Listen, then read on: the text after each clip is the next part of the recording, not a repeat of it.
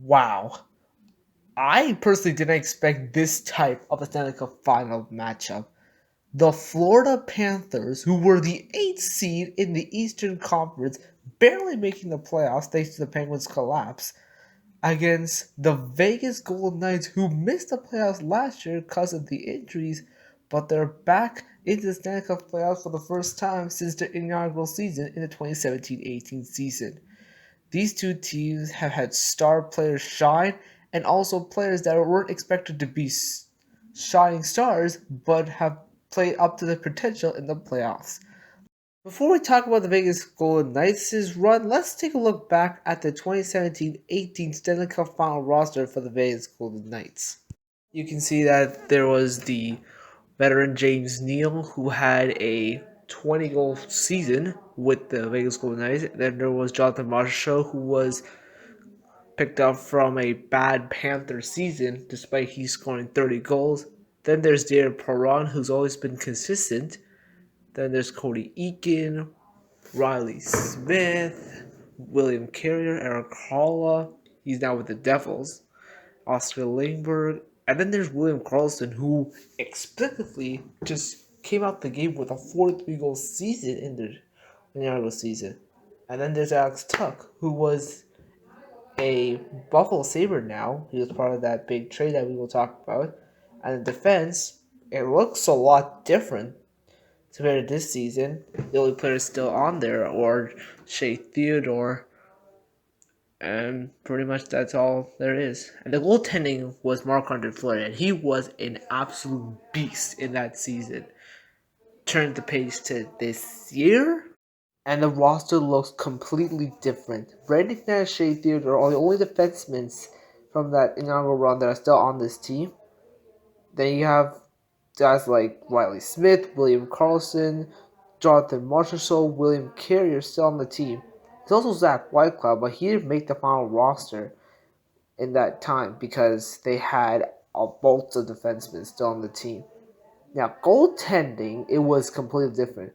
It was Marc-Andre Fleury that led it to a couple, but this year, it's been all around. And I'll tell you why in a few moments. Adin Hill didn't even become the starting goalie. He was part of that trade when San Jose had to go into rebuilding mode, and all he's done in these playoffs is just win and make the saves as possible. He came in as the starting goaltender after Laurent Brossoit hurt his knee or some kind of injury in that Oilers series, and all he's done is just win and make the saves when necessary. You didn't expect him to be this good. It was supposed to be Logan Thompson. He was dealing with an injury. Then it was Laurent Brossoit. He only came in around the end of the regular season. By the way, he was also the starting goaltender for the playoffs to start this playoffs off. And then there's Jonathan Quick, who was just picked up from the LA Kings with their goaltending injured. So if you were to tell me that Adin Hill would be the Stanley Cup final starter, you would be out of your mind. But it's the playoffs. Anything can happen.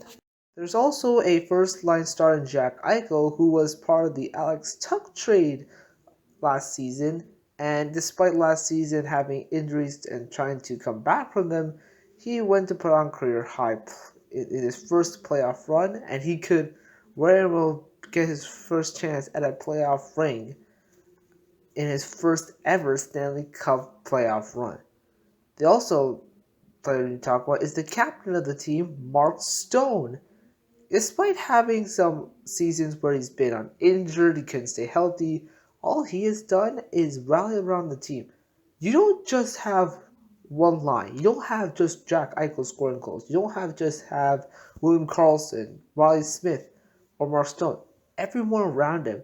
And it showed against the Star Series where the fourth line got on the board. It's not just one line. It's all four lines.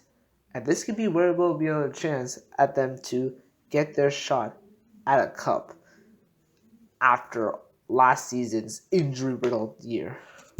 For the Panthers, this year's season will be remembered as one of the big blockbuster trades of the offseason, the Matthew Tkachuk trade. The Calgary Flames were trying to overhaul their core after losing both Johnny Gaudreau and Matthew Tkachuk. Gaudreau was lost in free agency, and Matthew Tkachuk didn't want to be with this team after seeing what had happened. So what did they do? Trade him to the Florida Panthers and get in return Jonathan Huberdeau and Mackenzie Weegar and a first round pick and another player. And this trade thought to be an even trade. Two former 100-point players getting traded along with a defenseman. This was going to get backfired, right? Well, not exactly it got backfired, but Matthew Tkachuk turned out all doubters and put up a 100-point season, won the All-Star MVP in the All-Star game, by the way, and carried his team to a playoff spot to clinch the final spot in the Eastern Conference. Jonathan Huber, on the other hand, experienced a downgrade of his season.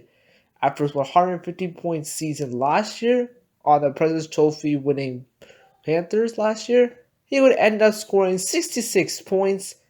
And get this fun fact, Jonathan Tkachuk had more points than Huber and Weegar combined. It was just that bad of a season for the Calgary Flames and Jonathan Huberdeau. This was going to get backfired? Well, it did for the Calgary Flames. Now, remember the Vegas Golden Knights had an unlikely hero at net, Adin Hill? Well, there's another unlikely hero in net for the Panthers, and that is Sergei Bobrovsky. Yes, he may not look like an unlikely hero as he's always been the hero in his Jackets years, but he's never had that moment when he signed the Florida Panthers. Remember that 2019 offseason where he signed a 7-year, $70 million deal and looked like an albatross?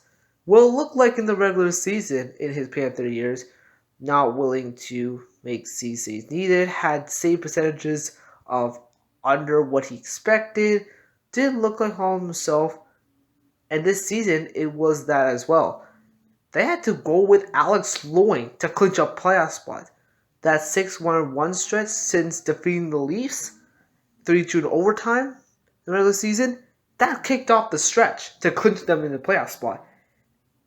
Alex Loin was named the starter against the Boston Bruins, and Loin did okay, but wasn't the player they used to be. So they turned to Sergei Bobrovsky in Game 5, Game 4, but they lost. And all he's done is go on an unbelievable run. Win Game 5, 6, and 7 versus Boston to win the series. Soak up the Toronto's offense by winning 4 of 5 and only giving up 2 goals in each of those games, including that loss in Game 4. But the offense was just soaked up for Toronto. And then completely shut down Carolina's offense. He had an unbelievable run. He had a save percentage of over 960 against the Carolina Hurricanes in that sweep. That's best since Tuukka Rask in his Carolina series. By the way, it was during the time when they lost to St. Louis Blues, which we all remember. Jordan Binnington's amazing story, but let's not change the topic. He has put this team on his back. Who knew that we would have a goalie that had a 7-year, $70 million deal that turned from an albatross to a star this year, and a goaltender who was picked up from scratch in the offseason just to be named the starter? This is an unlikely playoff matchup in the Stanley Cup Finals that we've ever seen in our lives.